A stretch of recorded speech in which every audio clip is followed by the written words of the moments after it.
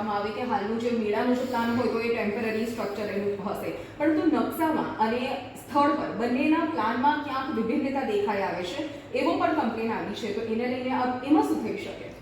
ચોક્કસ. એની અંદર એવું હોય છે કે અત્યારે એમ્યુઝમેન્ટ રાઇડ્સ એટલે કે મેળા જેને કહીએ મનોરંજન માટેના, પહેલાં એવું હતું કે એ લોકો ટેમ્પરરી સ્ટ્રક્ચરની અંદર જે પણ રાઇડ્સ ઊભી કરતા તો એ ખીલ્લા મારીને અથવા સપોર્ટ કરીને કરતા. હવે એના બદલે અહીંયા પરમનન્ટ એને આરસીસીનું ફાઉન્ડેશન કરી અને એને સ્ટ્રક્ચર ઊભું કરવાનું કમ્પલસરી કરવામાં આવ્યું છે.